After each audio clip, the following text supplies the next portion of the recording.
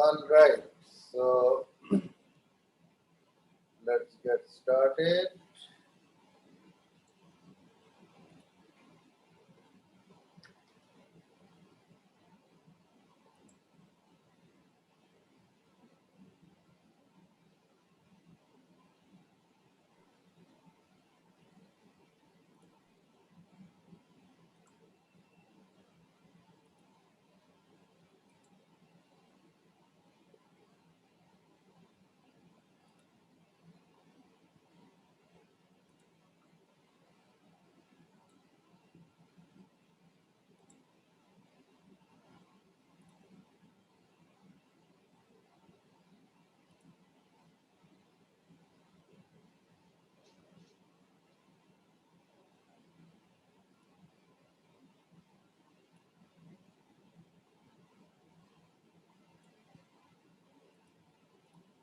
All right, there is one comment in the chat.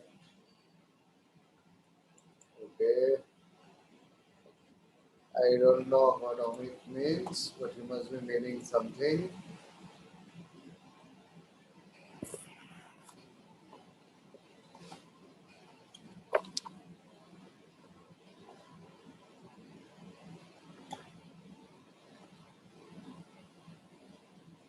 All right, so in the last class, we have seen from the RCSJ model that if you have an underdamped junction, so this was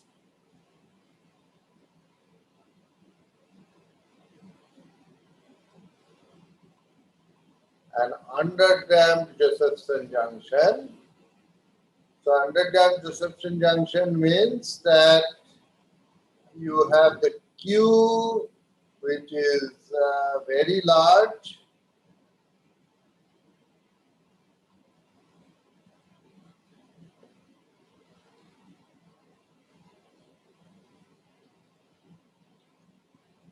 and you have Q which is large when RC is large.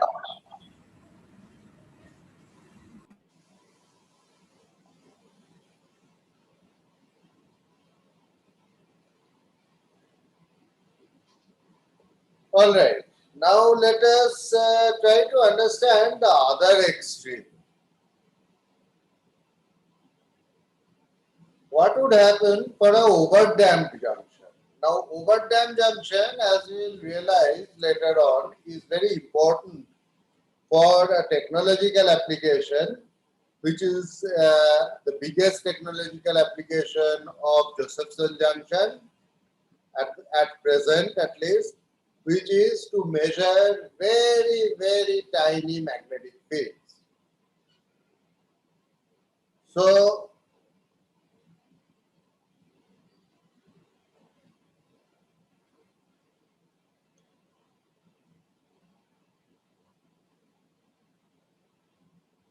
let us now analyze the overdamped Josephson junction.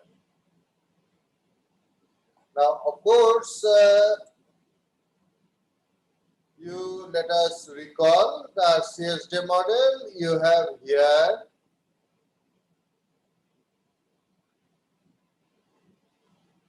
the ideal Josephson junction in parallel with a resistor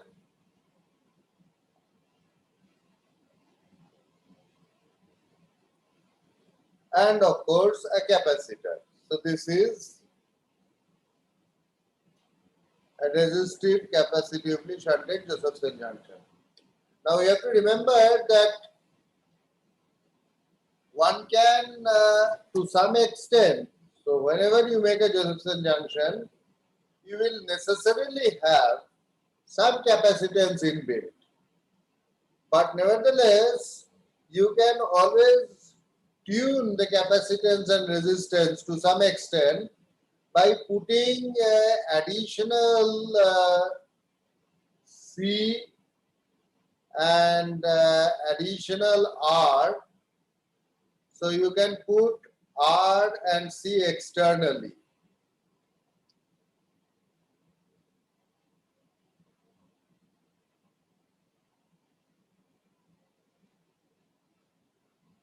For example, if you want to really overdamp your junction, you can put a smallish resistance here which will cause dissipation. And you of course also need this the intrinsic capacitance to be small enough. So the whole idea is that Q, which is omega PRC, should be less and preferably much less than 1. Alright, so what will happen here? Now, if I have if I have this Josephson junction which is overdamped, then I don't need to consider the accelerating term. So the term which is dissipating is much more important than the accelerating term. So therefore, in this overdamped limit, I can write my Josephson junction equation as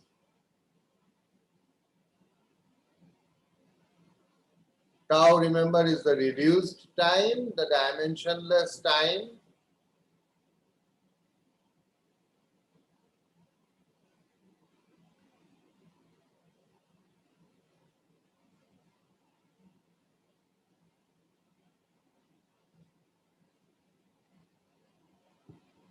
Okay. So this and this equation will be for I greater than IC. But I less than IC, of course, I have a steady state solution, I have a stationary solution with this, so I don't even need to consider this. But for greater than IC, I need to consider these two terms if I am in the extreme overdamped limit.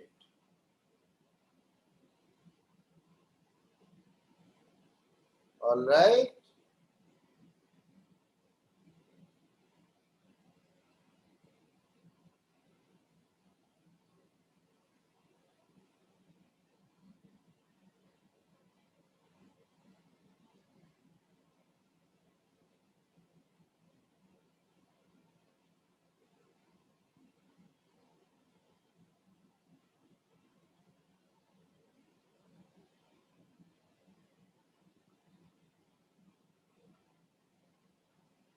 Where alpha is the reduced current I by IC,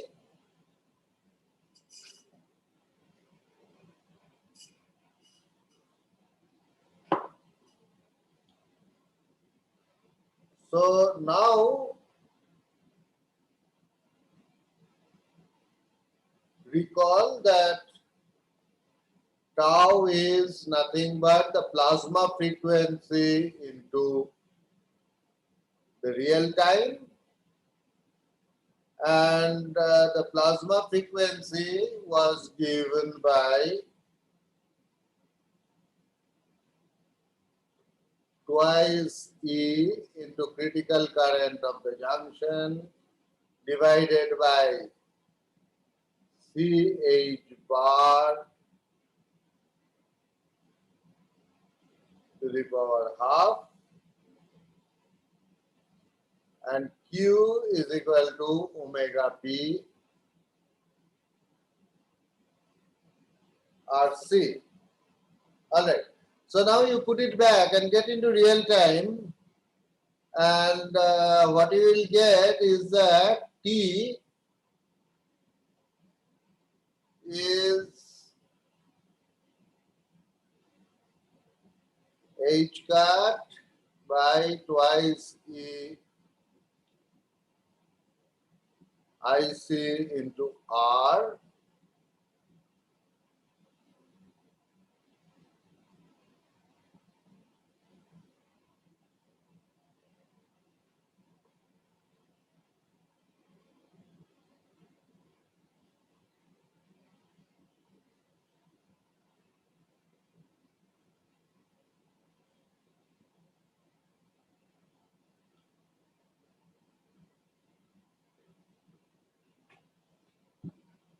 So this is what you get.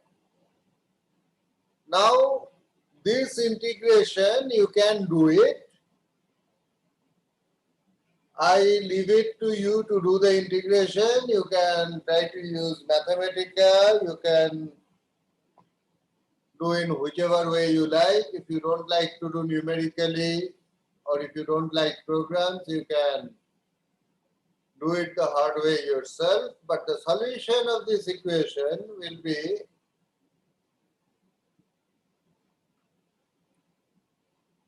twice of tan inverse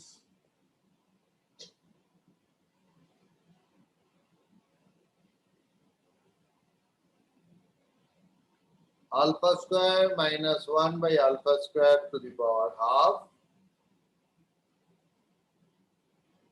into tan of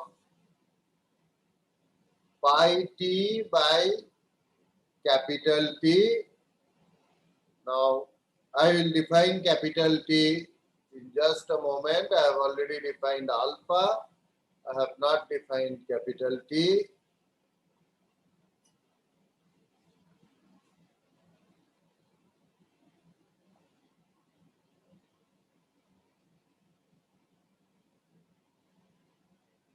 Capital T is h cut 2a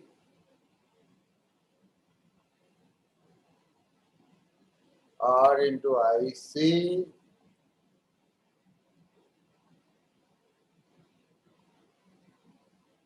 into 2 pi alpha square minus 1 to the power half. Okay, so this is a horrendous expression as you can see, and of course I don't need to work with this expression. If I want to know the DC current versus voltage characteristics. What do I mean by the DC current versus voltage characteristics? Is that you know from the Josephson relation,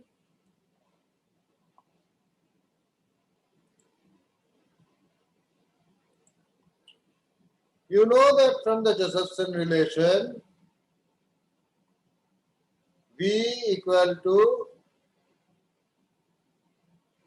H cat by 2E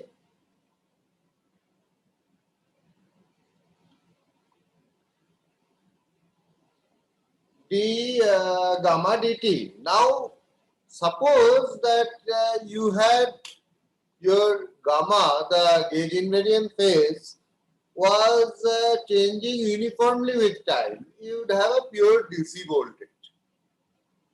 Suppose it is not changing uniformly with time, but it is nevertheless changing in some fashion, some complicated fashion like this. Then, of course, what you will get is a DC component, an average DC component, but over that, it will not be a constant like this. It will have a very funny characteristics. So let me try to draw and explain what I mean.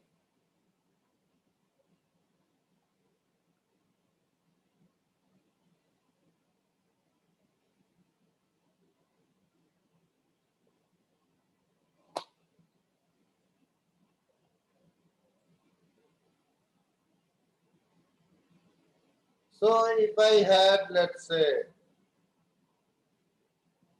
this line would correspond to essentially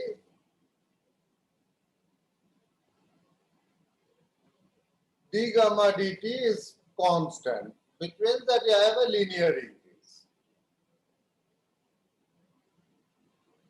Okay, then I will get this. If this decrease is not linear but has a complicated form, then my current will be some very complicated thing. But this pattern would repeat because it's a periodic function. Okay, if it was not periodic, then of course the pattern wouldn't have repeated, but this is a periodic function. So therefore the pattern will repeat, and for this I will have an average value of the DC. So this will have an average DC voltage.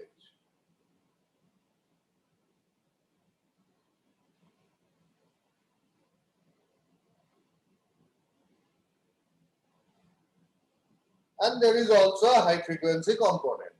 Now the point is that in many cases this high frequency component is at very high frequency,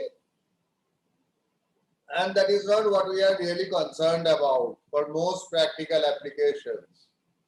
What we are concerned about is this DC voltage. So for this DC voltage, what I need to know is what is the DC voltage averaged over one time period. So one time period, for example, would be from here to here. Okay, my drawing is not perfect, so I couldn't draw perfect periodicity, but roughly you can imagine that this is a pattern that is repeating itself. So therefore, I have to find the voltage of the average voltage over one period. And if I take a typical DC voltmeter, that is what I will measure. Okay, so how do I find that? To find that, I have to use this expression.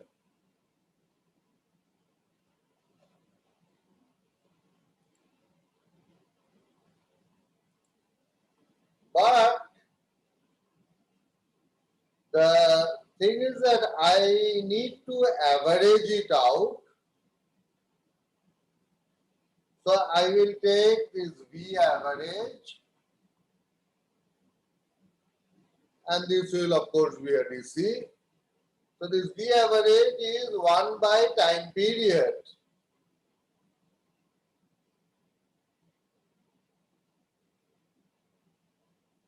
V dt. Now what is the time period? The time period you see comes from this capital T here. So this function will repeat itself after every time interval capital T, and I know what that capital T is. So let me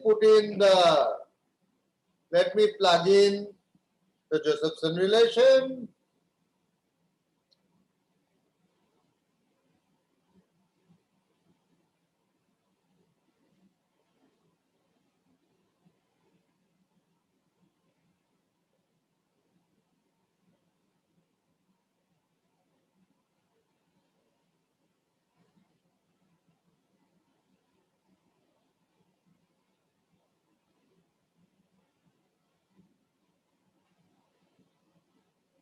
So this will be nothing but twice H card by twice ET, and this thing, the phase over one period will progress by 2 pi. That's the definition. So therefore, I will have a 2 pi here. Now I take this expression of capital T, put this back.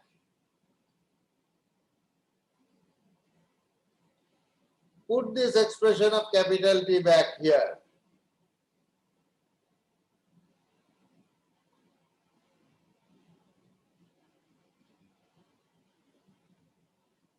What I get is a simple expression, which now, remembering that alpha is I by IC, I will get I square minus IC square to the power half. Oops, what happened? Yeah, okay. All right. So this, for a overdamped junction, this is how my current voltage characteristic is. So let us draw this current voltage characteristics. Overdamped junction, from the RCSD model and the tilted washboard model, I immediately know that for a overdamped junction there will be no hysteresis.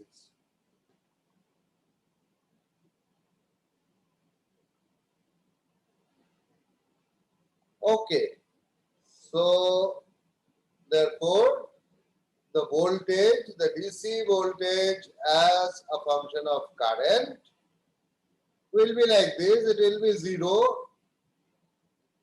up to this point IC. On the other hand, at high current, it is V proportional to Ri, that is just Ohm's law. And in between, it will have a variation which is like this. So now it is much less dramatic. I don't have that interesting hysteresis that I had. But on the other hand, it is much more useful. And to understand why it is useful, we have to now switch gear a little bit and understand what's a superconducting quantum interference device, a SQUID, which is made of two Josephson junctions that allows me to measure magnetic field with tremendous accuracy. So let's switch over to SQUID and understand what a SQUID is.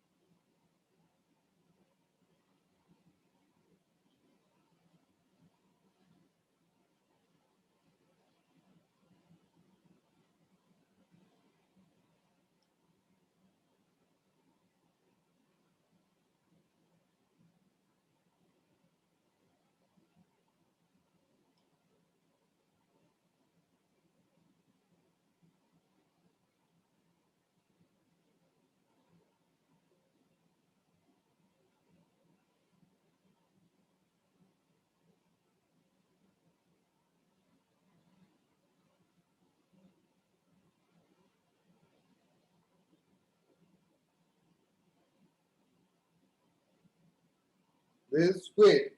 So SQUID, remember that it can alternatively be thought as a device that measures tiny magnetic field, or it can be used as a device that measures tiny current, because current produces also magnetic field. How one actually does this practical implementation, will come to it after we understand the principle.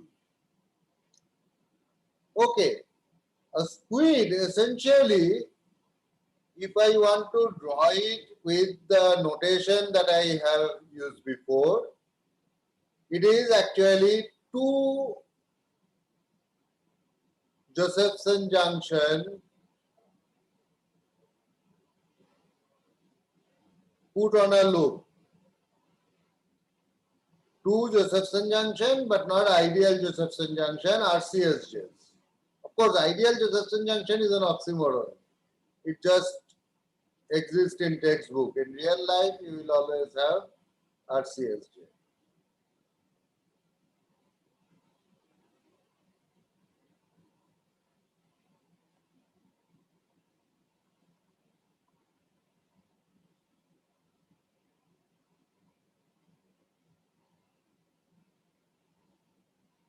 Okay, so this is how a SQUID is. You pass current here, that current also comes out here. Of course, current conserves, so whatever you pass here has to come out here, that is fine. And then you have this ring which has two arms, and both the arms have a Josephson junction. So if you want to get the weak link picture that we had done before, then it is like this.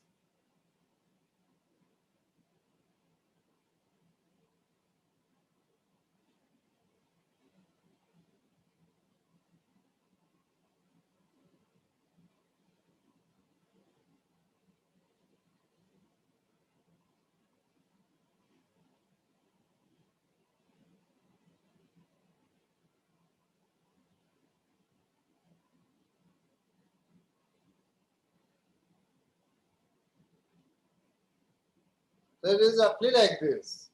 You have one weak link here, one weak link here, and this is your superconductor.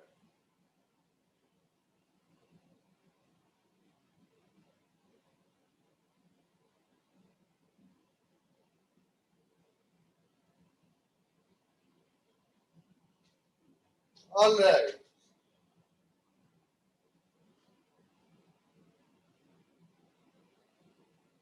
I will show you some nice realization of these things later on.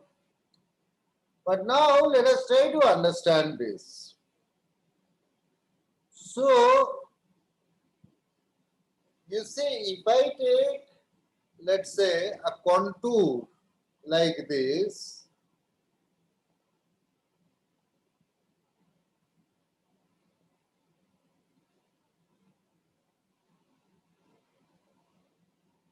if I take a contour like this,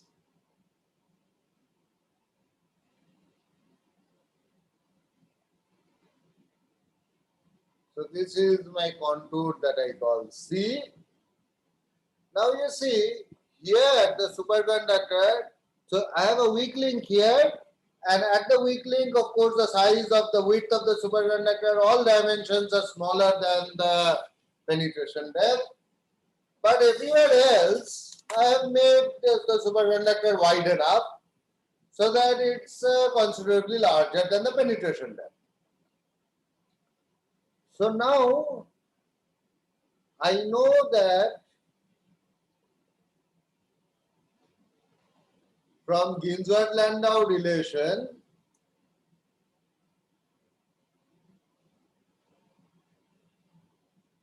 M star Vs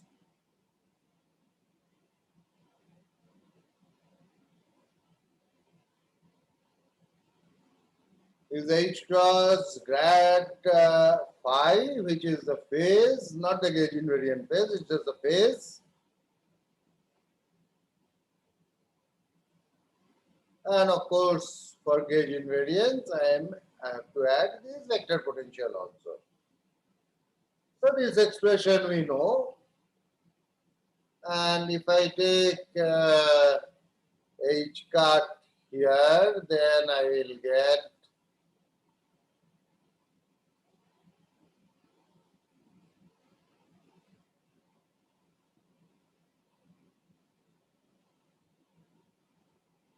in terms of the flux quantum, I have here 2 pi a by phi naught. Good.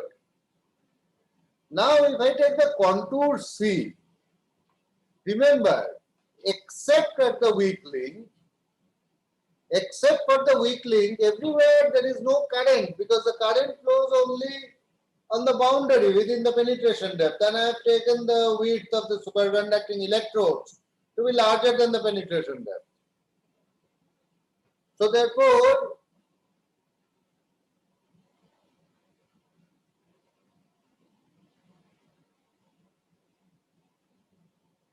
except for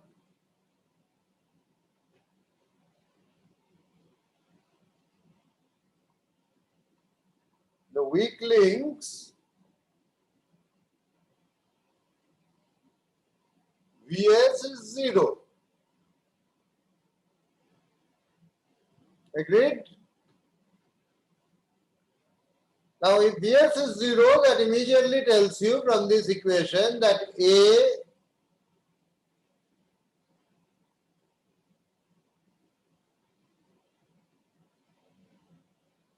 is phi naught by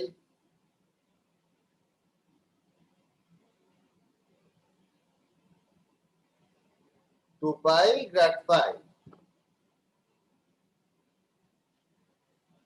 Okay. So now, what? Suppose I have, so suppose flux of phi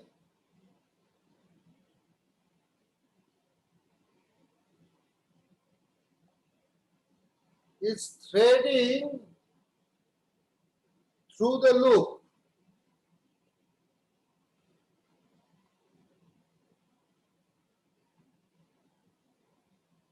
Which loop? This loop here. So I have a flux phi that is threading inside this loop. Then I can find out what that phi is from the vector potential.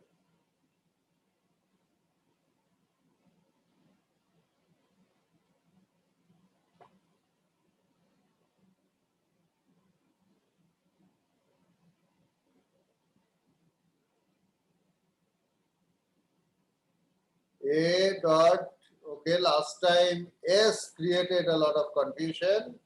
Let me use in that case dl, and this will be over the contour C. All right. So now inside the electrode I have this equation that is valid. So I can write as phi naught by 2 pi. Sir, where the 2 phi, yeah, okay, yeah. Where the, what is that? What the 2 pi is coming? No, sir, actually, I was thinking that you were missing the 2 pi by 5 0 factor. No. So, What is that? Tell me again. I was thinking that 2 pi 50 by 2 pi factors are missing, but it's now it's there. Okay. Okay, you are happy now. Is it okay? Or is there Yeah, yeah. something missing? Okay, fine. All right. So it is grad phi dot dl. This is at the electrodes. Electrodes means the weak link and the electrode. So with the everything except the weak link. But on the link, I cannot use this expression. So I am stuck. I have to keep A, and I don't know what that A is, but at the link, so there are two links, and for both the links, I have to calculate whatever the A dot dl is. Okay. However, I know that the superconducting wave function is single valued. Okay. So this is my equation 1. But the single valuedness of the superconducting wave function gives me another condition, which is this dot dl. Very good. This is at the electrode, plus the phase difference between the phase difference across weak link 1 delta pi 1 plus the phase difference across the weak link 2 delta pi 2. This is the total phase that I will acquire if I go through the contour C and come back at the same point. And this has to be 2 pi n.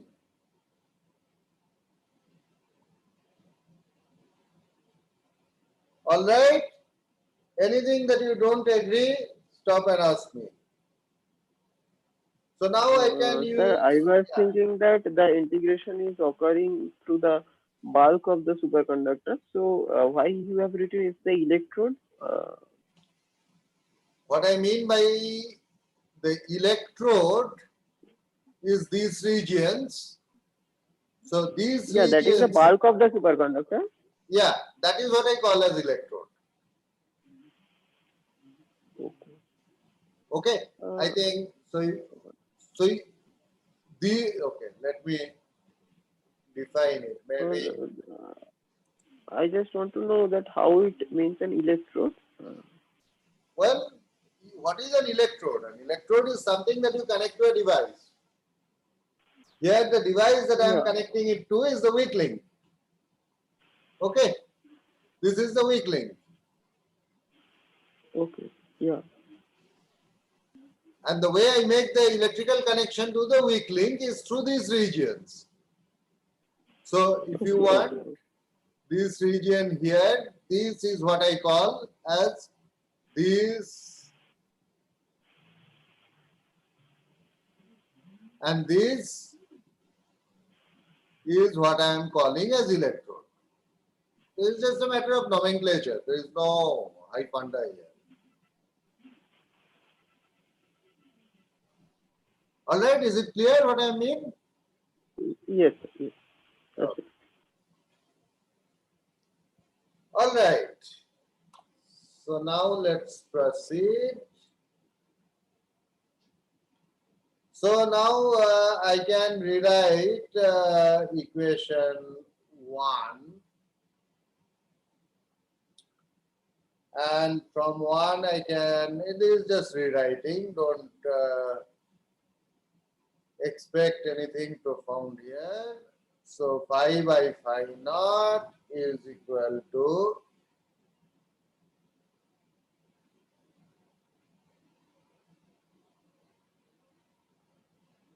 electrode grad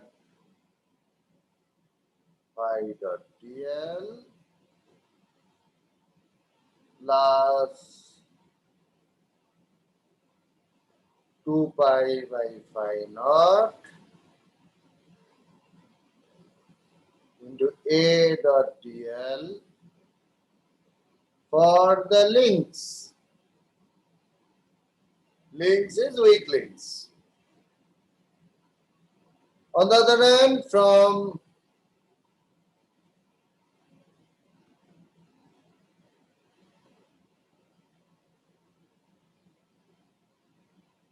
2,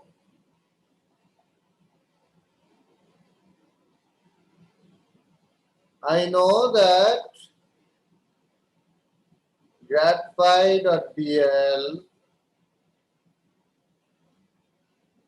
in the links, that is 2 pi n minus delta phi 1 plus delta phi 2. So let me use these two equations, which I call 3. And what I will get straight away is 2 pi phi by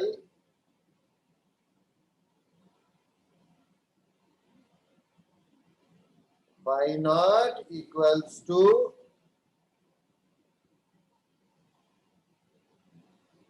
2 pi n minus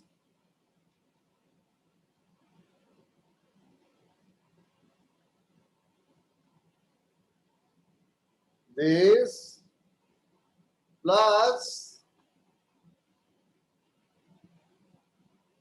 there is okay, plus 2 pi by phi naught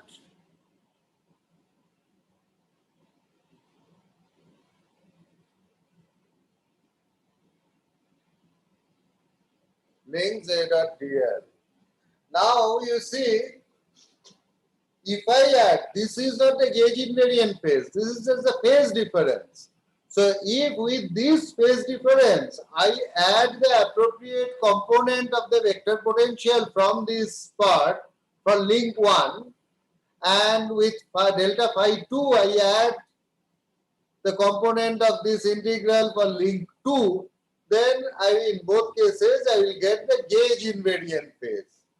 And I know that the gauge invariant phase is what is important in the case of when I have a Hello, magnetic sir. field. Uh, Yeah. so the before last equation, is this for links or electrode? Which one? The before last equation.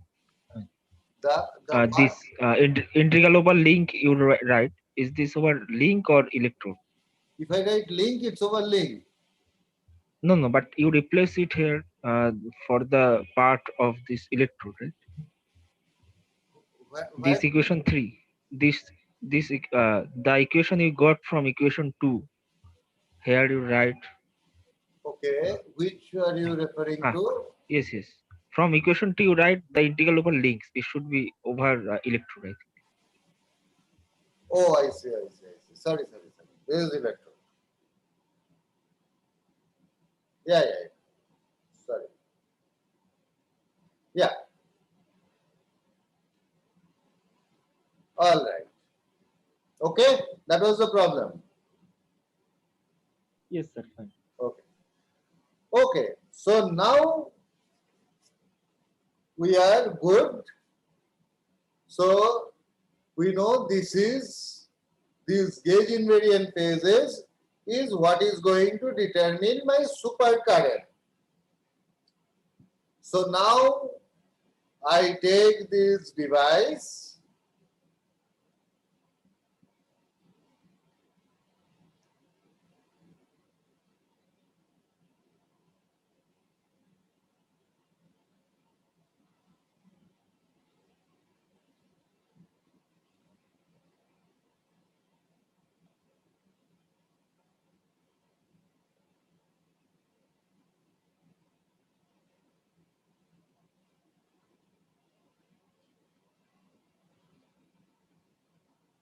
and if I pass a current, if I pass a supercurrent here, let me calculate this supercurrent in terms of the gauge invariant phases. Okay, so I assume that both the Josephson junctions are identical. If they are not identical, then you will have a little bit more of complicacy. Let's not get into that. So this is the supercurrent through the first branch. If you want, this is IS1. And then for the second one, I will have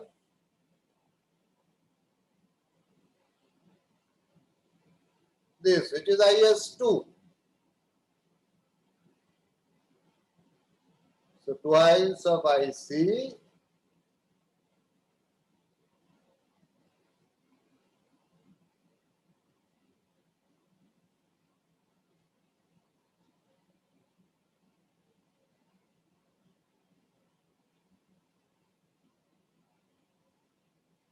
into sine of gamma 1 plus gamma 2 by 2 and gamma cos of gamma 1 minus gamma 2 by 2. All right. Now the point is that, okay, now first of all, gamma 1 minus gamma 2 by 2, you know what it is from here. So you will get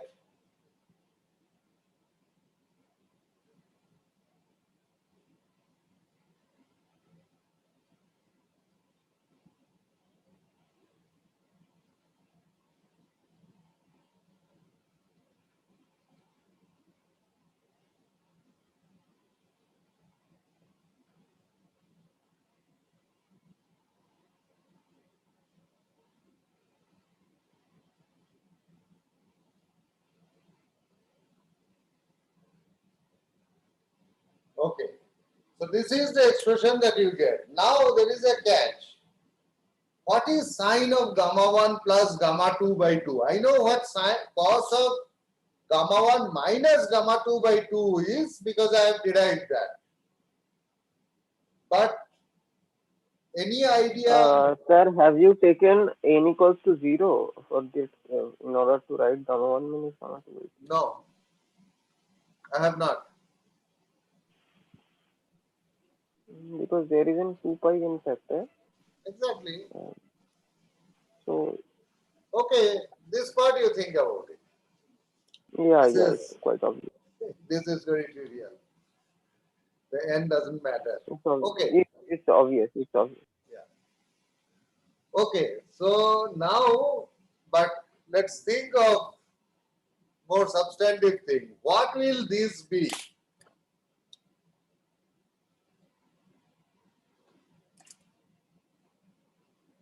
How will I deal with this?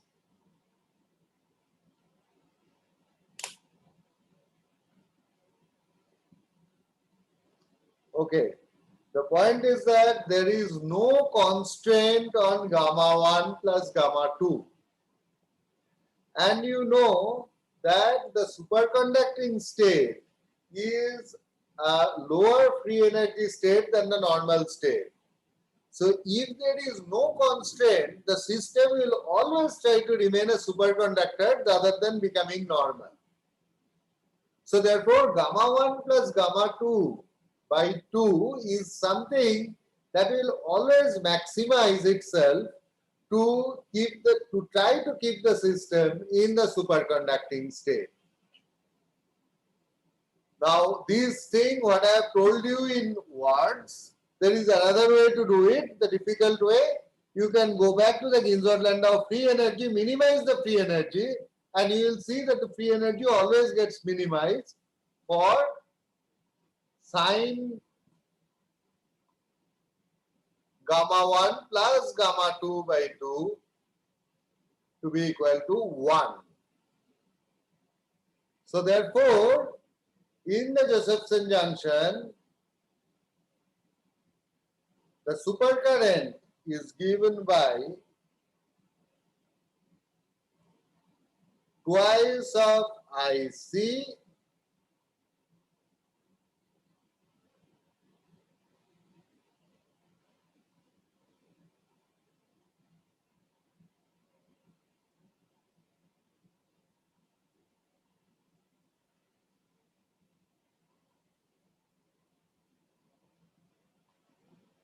which in other words, what does it mean? That the maximum supercurrent, oops, sorry, not sign here, this should be cos.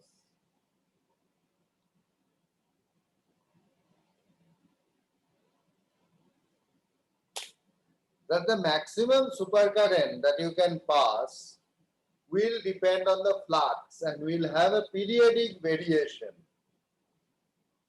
It will be, so at, you will have the, sorry,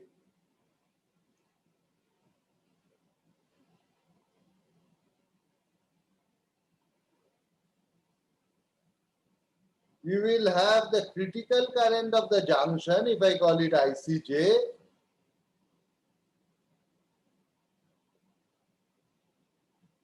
which will have a periodic variation like this.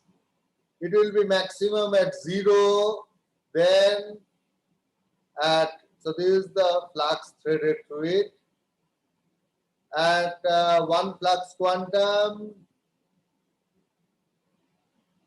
at 2 flux quantum, and so on. And in between, actually it should come down to 0. For practical reasons, it may not come down to 0.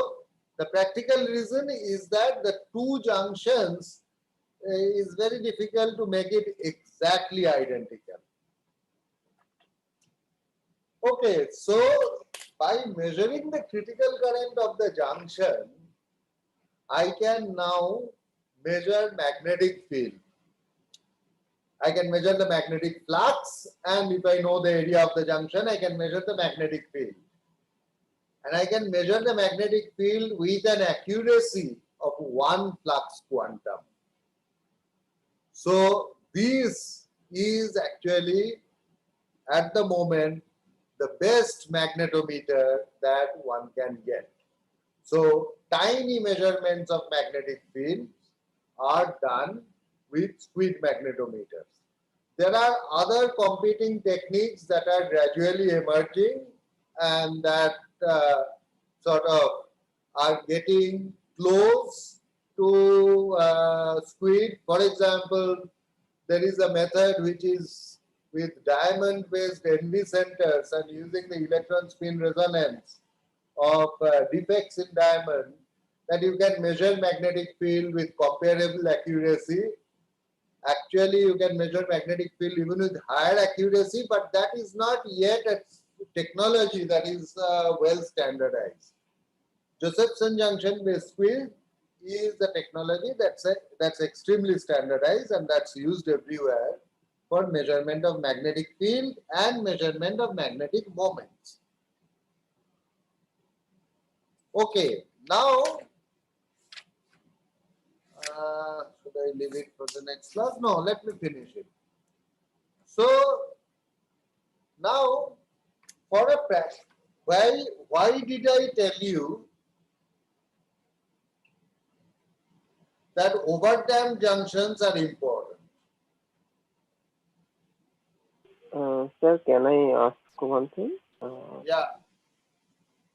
Yes, sir. So, how the accuracy of the measuring class is determined? You said that it's just in one flux quanta. One thing is that, and So another thing is, can you say once again the justification of writing delta phi 1 plus delta phi 2 plus the vector potential integral equals to the gauge invariant phases? can you repeat a little more clearly? So, sir, the last in equation after equation 3, you have written 2 pi phi by that equation. After equation 3. Yeah. You have written these delta phi 1 plus delta phi 2 plus that stuff equals to gamma 1 minus gamma 2. Yeah. Can you say the reason once again? So with this delta phi 1, add this plus the corresponding part which is coming from the weak link. So A dot dl for weak link 1. Similarly, delta phi 2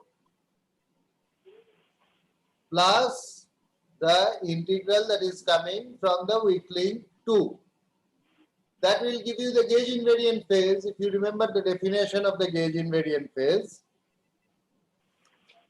Okay. Yeah. All right. So the gauge invariant phase definition, which let me get the prefactors right. The gauge invariant phase definition, if you remember, you have done it in your assignment, is delta phi minus 2 pi by phi naught into A dot dl, where this integral runs over the weak link. Now the thing that you can ask is that here I am writing delta phi 1 plus delta phi 2. Why does it become gamma 1 minus gamma 2? That is That's occurring because of the weak link, the direction of the integration in the link. Exactly. It is going because you are taking the contour like this. So in one case, you are going from left to right. The other case, you are going from right to left. Okay, so another thing that I have asked that what's the reason for the too much accuracy in squid? Amit, louder. So what's the reason for the too much accuracy in the squid measurement that you have told right now? Oh, the accuracy comes from the fact that the flux quantum is a very small amount of magnetic flux. And therefore, in the squid, you can measure one flux quantum. There are not many techniques that can measure flux down to one flux quantum. Now, what will be your accuracy of magnetic field measurement depends on the slight change in the phi. So the slight change in the phi changes a large change in the argument, and that's why you have get a large change in the periodicity. Exactly. Yes. Okay. Yes. So the critical current has this variation. So in principle, if I measure the critical current, then I measure it at zero field. Then I measure at some field and I find this to be the critical current. I know from this what the flux is. and if I know the area of the junction, I can find out the magnetic field. Now, Yes. what is the magnetic field accuracy for a reasonably sized junction, for a reasonably sized loop? This is something I will give you in the assignment problem, and you will realize to what extent you can measure. So with a squid, you can very easily measure nanotesla.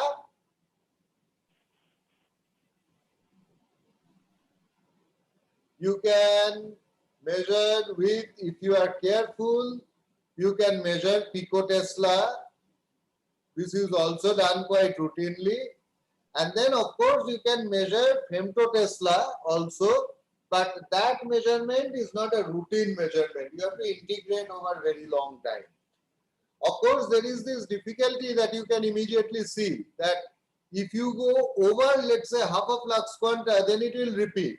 So if you measure these to be your critical current, then you don't know whether you are here or here or here. Yeah. That problem is taken care through a feedback mechanism. So these are matters of detail that I will cover later on a little bit.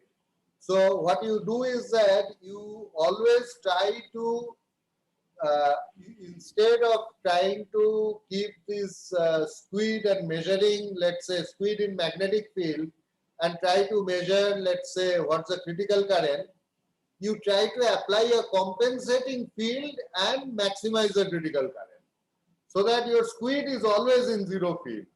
And you see how much field you have to apply with a tiny coil, let's say, in order to compensate. Okay, and from there you get the magnetic field. So there are many tricks depending on what range of magnetic field you want to detect.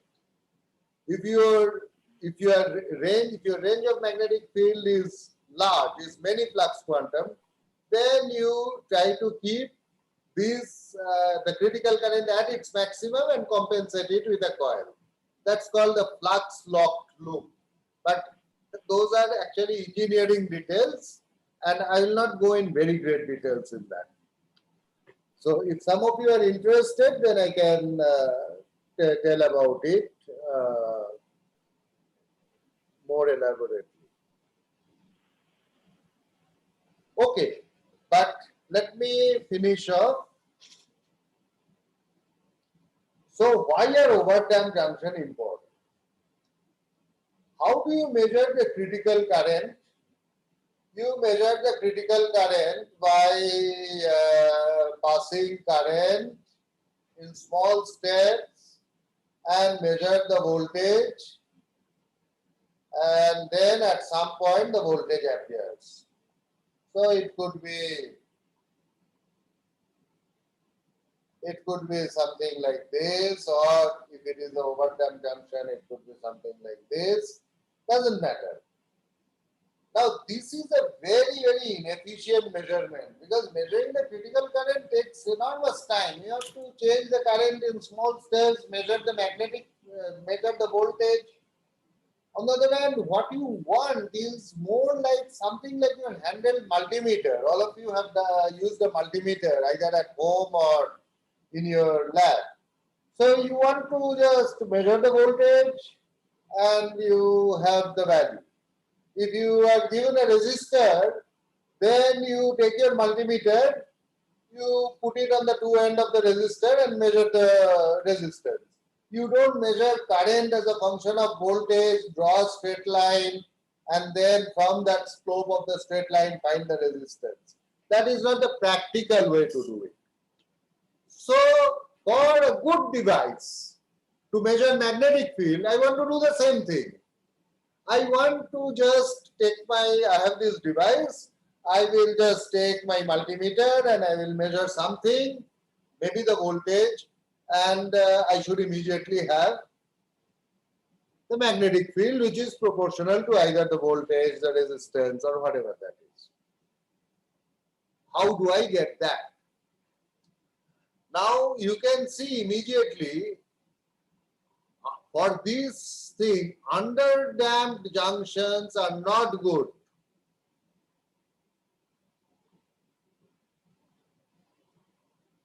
So underdamped junctions are out. Why? Because underdamped junction have a hysteresis. So when going up it is like this, when going up it is like this. So I don't even know if I measure a voltage, I don't even know whether I am in the retrapping branch or in the increasing critical current branch. So I want to measure with a overdamped junction that doesn't have a hysteresis. Now, in the overdamped junction, what I will do is this. This is the trick. For an overdamped junction, you know that the voltage is I square minus IC square to the power half. Now you also know that the critical current of my entire loop together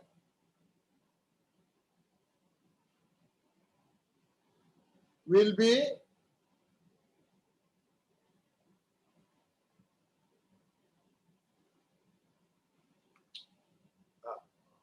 sorry, what is the convention? ICJ. I wrote ICJ into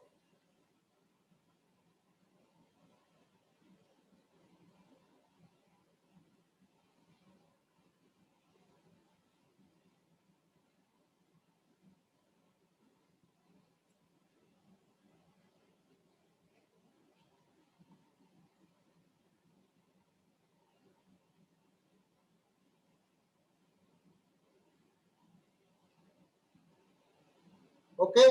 So it is of this form.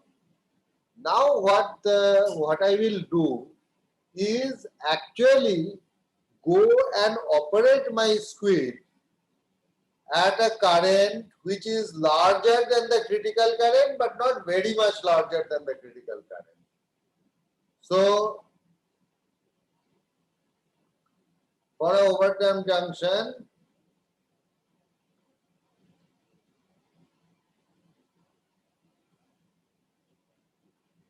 it is like this. I will go and operate at some current here. So the critical current is here. I am larger than the critical current. Now what will happen? This resistance, so this voltage that I will generate will have a large variation with the flux. So the critical current is highest at here, so it will go somewhat like, oops,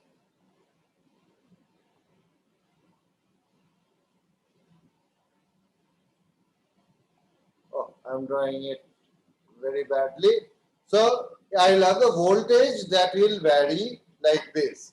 So I can take my device, plug in, I pass some current I, which is somewhere here, and then all that I have to do is take my multimeter and measure the voltage. The voltage will vary periodically with the magnetic flux. So therefore, modulo the periodicity, as I have told you, we have to take precaution of that to see in which branch of that periodic structure we are. But modulo that problem, I can now measure the magnetic field which will be directly given by the voltage across the square loop. This is the basic principle of measurement of magnetic field using Josephson junctions. All right, so let me stop here.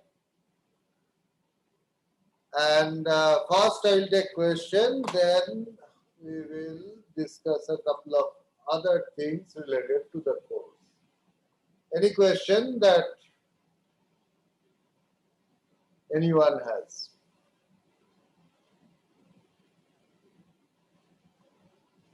Okay, if not, now Sir, in the case of over-damped motion, why don't we can have something like negative hysteresis like things?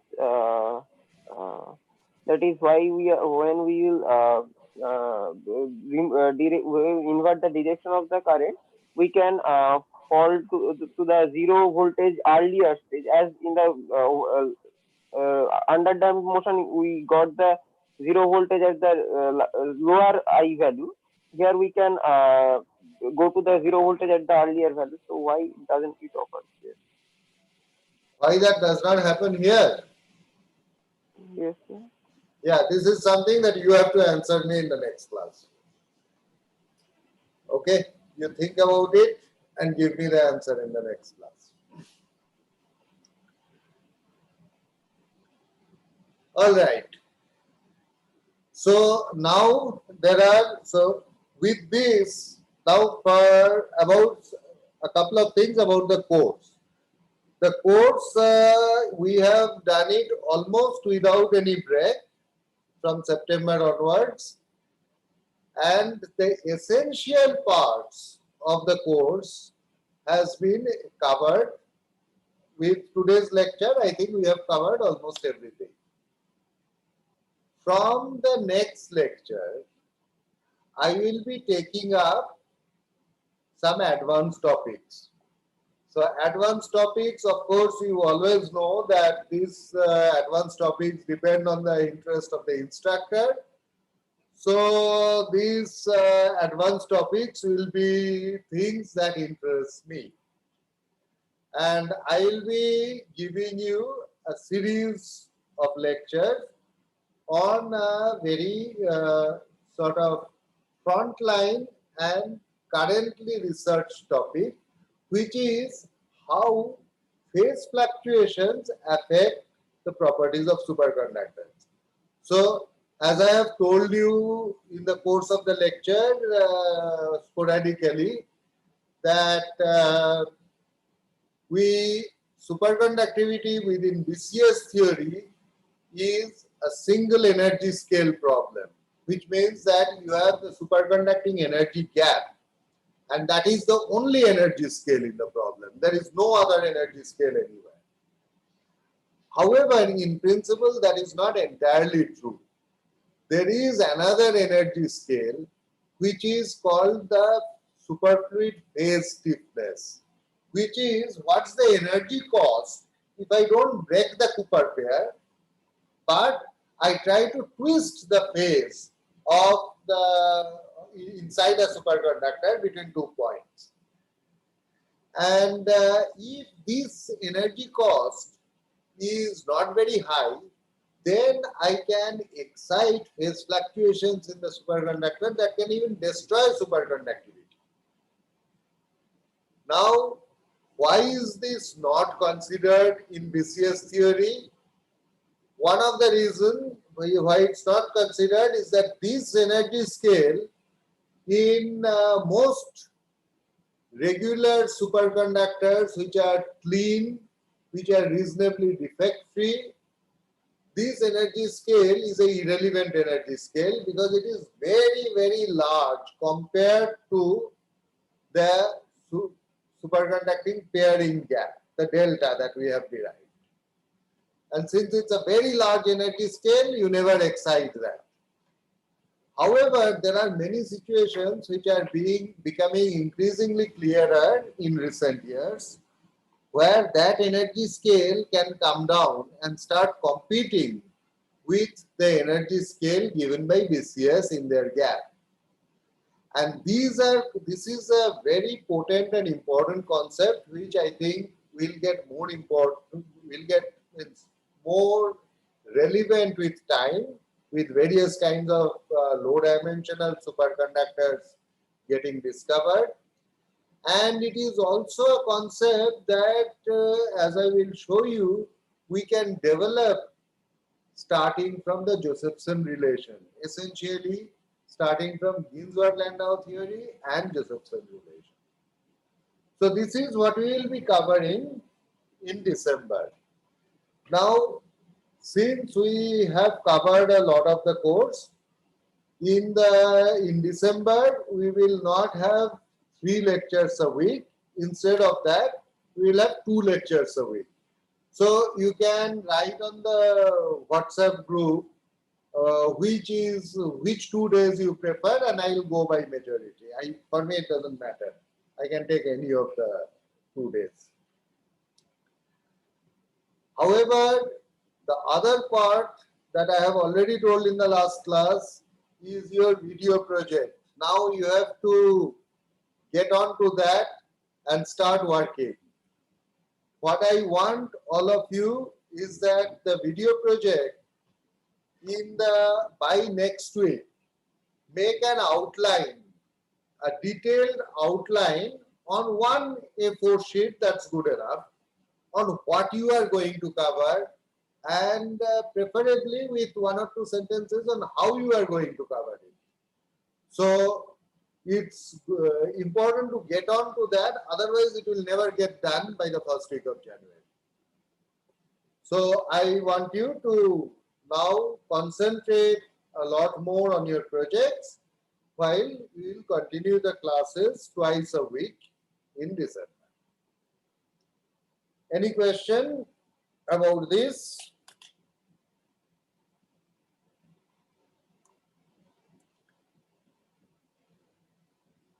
Okay, if not, I will see you on Wednesday.